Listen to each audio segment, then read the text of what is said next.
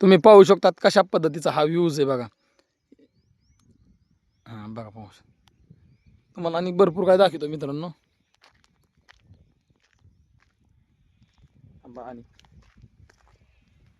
आणि तर मला मंदिराकडे जायचं आहे मित्रांनो. ही बसण्यासाठी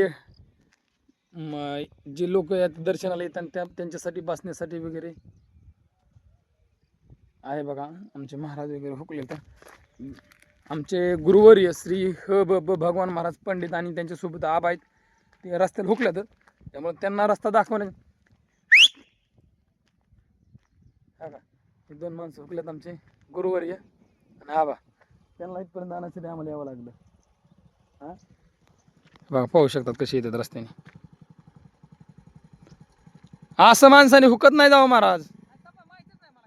आम्हाला बी माहित नव्हतं एवढं भारी जागा आहे. पर डोंगराच्या खाली गेलं तर डोंगराच्या मधोमध इतकं भारी वातावरण ही सुद्धा माहित नव्हतं.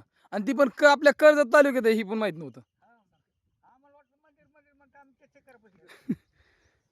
महाराज तुम्ही आता आपल्या कर्जमध्ये तुम्हाला माहित होतं कधी की बाबा इथं मंदिर आहे असं ठिकाण आहे काय? अजिबात नाही. काय माहित होतं? कसं बघा भारी. आबा काय वाटतंय मग तुम्हाला? भारी एकच नंबर ठिकाण. हां चला या. त्यांनी नेली खाली पण मला वाटलं आपली गाडी गेली खाली माझी तर माझी वर येणार नाही. माझी गाडी लोड खातील त्याच्यामुळे मला डकलीत आणावं लागेल. हा त्यांनी नेली आतमध्ये मला डकलीत आणावं लागेल वरती गाडी. हा तिथं होते सर्व तिथं चाललंय पाहू शकताय.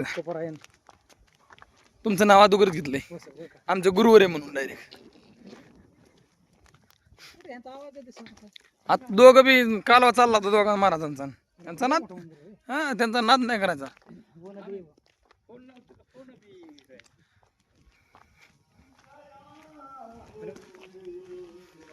बघा मंडलिक महाराजांचं गायनाचं पिटीचं वाद्य संगीत लावून त्यांनी अभंग गाण्यास सुरुवात केली बघा.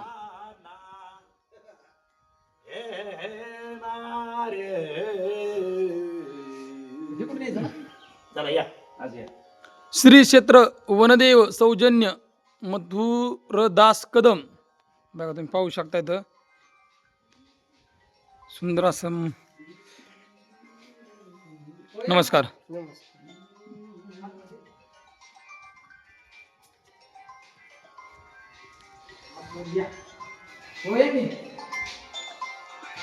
आतमध्ये सुख अंधार आहे.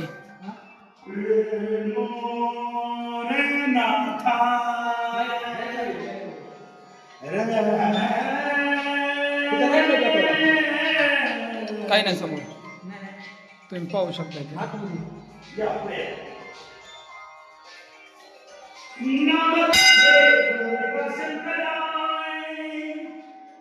शंभो शिवहर महादेव नाम तुझे बळवेगा शंकरा हर हर बळवेगा देवा महादेव हर हर बळवेगा देवा शंकरा शंकरा शंकरा नाम तुझे बळवेगा शंकरा. वा काय आनंद आहे देवाबाई. शिवगुण चक्रवर्ती त्याचे पाय वाचे वृद्ध शिवनाम शिवकाम धर्मार्थ काम मोक्ष शिवनी कथा प्रत्यक्ष एका जनार्दने शिव निवारी एकाचे भीम एका जनार्दनी शिव निवारी कळी काळाचे भीम हराचे वदतो हर हर हर महादेव पंढरीनाथ भगवान की जय. ओके. शिवशंकरा मन कसं प्रसन्न झाल्याने वाटायला लागलं प्रथा. चला आबा तुम्ही पुढे जा.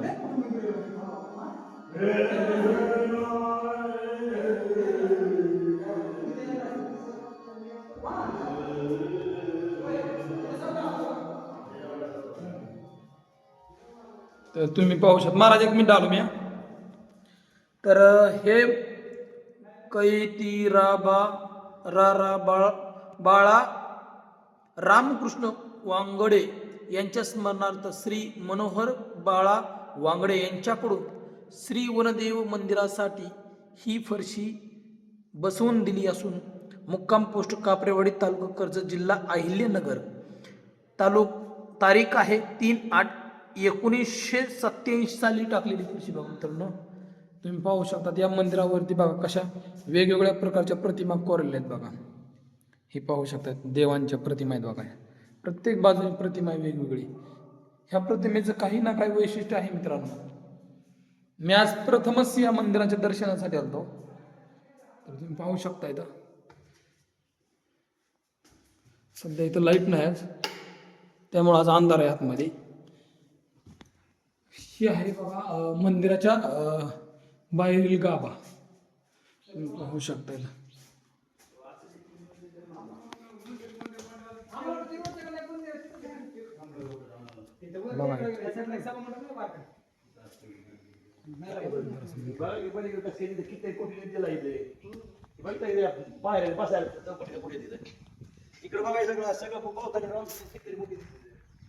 बघा मित्रांनो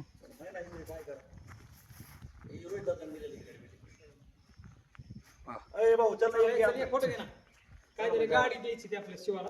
कशाची? नाही, हे मोटरसायकल त्याला करपलं यायचे बरं. असं आहे का? या बघा. मला तुम्ही हिथं आला त्याच्याविषयी थोडक्यात सांगा की संदीप मला. हां मला सांगा बरं समजा थोडं. तुमचं हिथं तुम्ही इथं लय दिवसापासून आहे, तुम्हाला माहिती आहे. तुम्हाला माहिती आहे. हे मंदिराविषयी थोडक्यात सांगा. असं मिळत आज काहीतरी म्हणायचं. रामकृष्ण हरी. हम्म.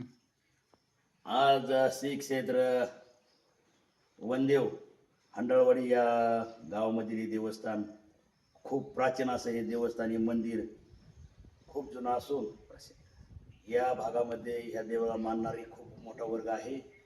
आणि जो भक्त ह्या देवाला स्वच्छ मनाने या ठिकाणी येतो, देव 100% त्याच्या इच्छा पूर्ण केल्याशिवाय राहत नाही. असा अनुभव खूप लोकांचा आहे, आमचाही आहे. आणि आमचं ग्रामदैवत खऱ्या अर्थाने वनदेव महाराज आहेत. आज त्यांचं दर्शन या ठिकाणी हरिभक्त परायण पंडित महाराज यांच्या समवेत आज आम्ही या ठिकाणी भेट दिली. रामकृष्ण हरी. धन्यवाद. आमचा आजचा सफर सक्सेसफुली झाल्याबद्दल मी सर्वप्रथम तुळशीराम महाराज गायकवाड आणि नवनाथ महाराज मंडली यांचा आभार मानतो की आम्हाला ह्या मंदिराविषयी खरंच काही माहीत नव्हतं, पण त्यांनी सांगितलं की आपल्या कर्जत तालुक्यात असं एक वनदेवाचं मंदिर आहे की तुम्ही चला आणि इथं गेल्यानंतर मन प्रसन्न झाल्याशिवाय राहणार नाही. आणि खरंच आजूबाजूला एवढे जंगलाचा परिसर आहे, आतमध्ये हरणं दिसतात, परत मोर आहेत, वेगवेगळ्या प्रकारचे वन्यजीव आहेत. तुम्ही नक्की एकदा येऊन भेट द्या, खूप सुंदर आहे. तुम्हाला जर पावसाळ्याच्या काळात जर अडचणीत असेल तर इथं राहण्यासाठी सुविधा आहे, वातावरण चांगलं आहे. तुम्ही आल्याशिवाय तुम्हाला अनुभव होणार नाही, एवढंच माझं म्हणू शकतो आणि थांबू शकतो.